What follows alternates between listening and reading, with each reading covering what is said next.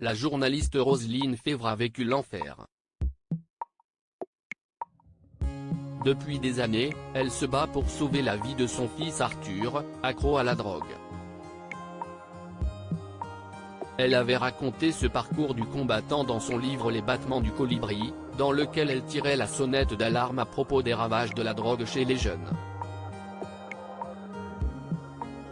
Vendredi 3 mars 2023, la journaliste politique était invitée sur le plateau de Touche pas à mon poste pour aborder le sujet.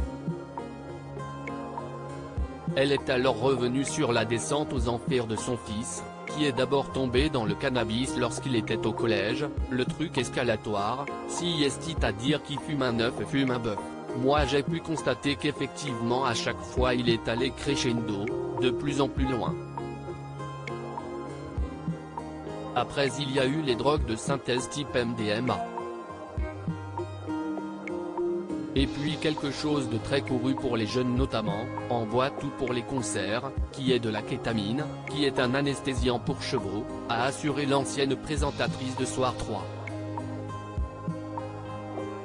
Désabusée, elle a confié que son fils s'est également essayé aux champignons hallucinogènes achetés sur internet, jusqu'au jour où il a fait sa première bouffée délirante, il les a cultivés chez lui, il en prenait pendant un mois et demi, jusqu'au pétage de plomb.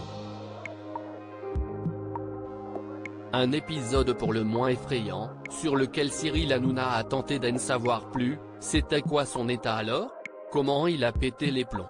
Ce à quoi la journaliste a raconté cette nuit angoissante qu'elle a vécue, il passait des coups de fistard, à 5 h du matin, en disant n'importe quoi. Quand j'essaie de le rappeler le lendemain, il répond pas. Et en fait il a disparu, il est pas chez lui.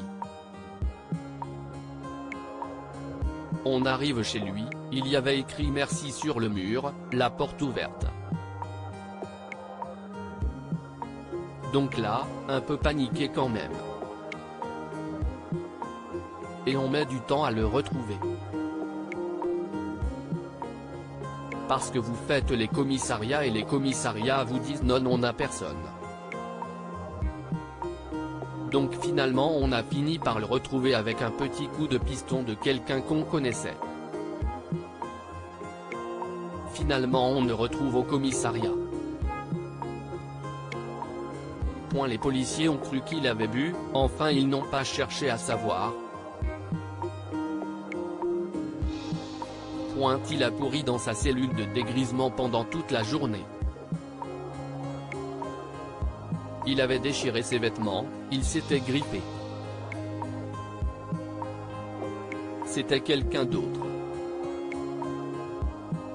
Il m'a volé des bijoux qu'il a revendus. Roselyne Febvre est revenue sur les stratagèmes mis en place par son fils pour se payer la drogue qu'il consommait. Il vous a volé ? A demandé Cyril Hanouna. Oui, ça c'était. A-t-elle commencé, visiblement toujours affectée.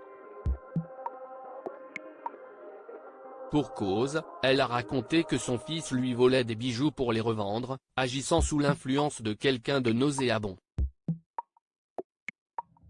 En effet, alors qu'elle l'a décrit comme hypersensible et influençable, elle a assuré que la drogue avait totalement transformé son fils. La drogue, ça modifie l'état de conscience, fortement.